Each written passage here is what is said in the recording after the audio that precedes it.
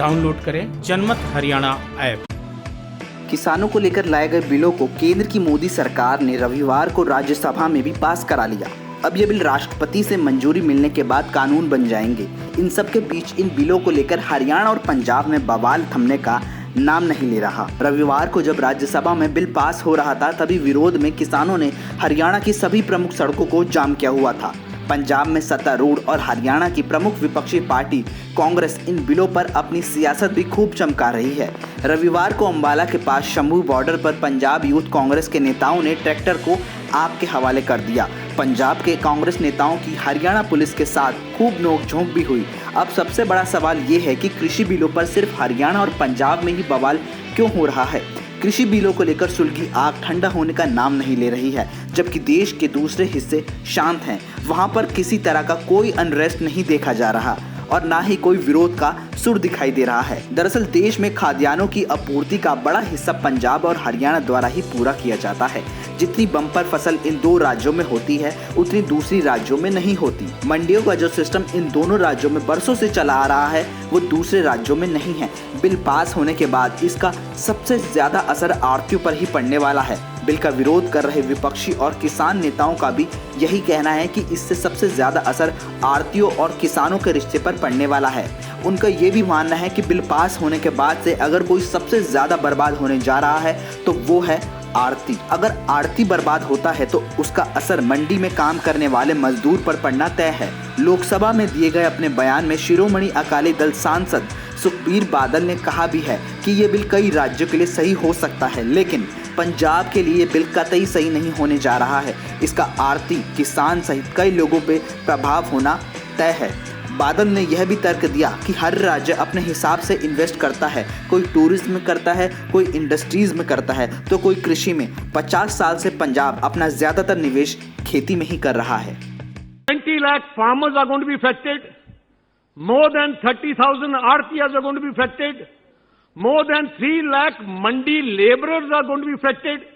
More than 15-20 lakh खेत मजदूर are going to be affected. कई सूबे देश दे उन्होंने पूरा जोर इंडस्ट्री लाउन ते लाया। कई सूबे देश दे टूरिज्म प्रमोट करने ते लाया। कोई सूबे ने आईटी इंडस्ट्री ते लाया। पर पंजाब दे सूबे ने, पंजाब की सरकारां ने पिछले 50 साल खेती इंफ्रास्ट्रक्चर नू बिल्ड करने वास्ते लाया। सुखबीर बादल में ये भी कहा कि शुरुआत में तो कंपनियों का किसान को एमएसपी से ज्यादा भाव देगी, पर जब जैसे ही इनकी मोनोपोली हो जाएगी तो किसानों को अपने कब्जे में ले लेंगी। खरीद करनगे क्योंकि उन्होंने कोई टैक्स नहीं लगूगा। एमएसपी से पहले शायद वध रेट लेके दे देन, जो मोनोपोली कर लेंगे तो फिर किसान नू अपने कब्जे कर लेंगे। दूसरी तरफ कृषि बिलों को लेकर कांग्रेस द्वारा लिए गए स्टैंड को भी सुखबीर बादल ने लोकसभा में एक्सपोज कर दिया। उन्होंने कहा ये बिल तो कांग्रेस के 2019 के लोकसभा चुनाव के मैनिफेस्टो में भी शामिल है।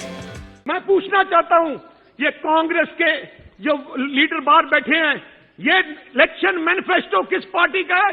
ये कांग्रेस पार्टी का है। राहुल गांधी की फोटो है, 2019 का मैनिफेस्टो है जिसे कांग्रेस ने लिखा है कांग्रेस विल डिलीवर। और उसमें क्या डिलीवर करेंगे? एपीएमसी एक्ट को अबॉलिश करना, ये लिखा है। और ओपन करना के ये जो एपीएमसी एक्ट आप लेके आए हैं उससे भी ज्यादा। अमरिंदर सिंह गुरु की सौं खाई और कहा, और ये चोन मैनिफेस्टो जारी किया इलेक्शन लड़ने के पहले 2017 में। उस 2017 का इलेक्शन मैनिफेस्टो है। उस मैनिफेस्टो में जो 3 ऑर्डिनेंस आप लेके आए हैं, वो सारी 3 ऑर्डिनेंस इनके इलेक्शन मैनिफेस्टो में है। सुखबीर बादल ने लोकसभा में ये तो बताया ही कि कैसे इन बिलों का असर कृषि प्रधान प्रदेश हरियाणा और पंजाब पर पड़ने जा रहा है। कांग्रेस के दोगले व्यवहार को भी उन्होंने एक्सपोज किया।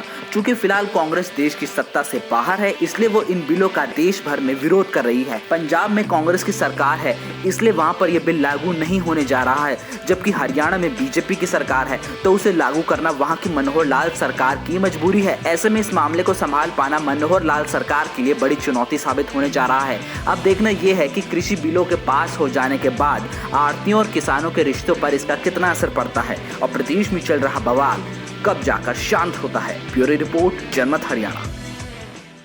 राजनीति के आगे, राजनीति के पीछे, हर हलचल को जानने के लिए हमारे YouTube चैनल जनमत हरियाणा को लाइक करें, सब्सक्राइब करें और अपडेट रहने के लिए बेल आइकन दबाना ना भूलें।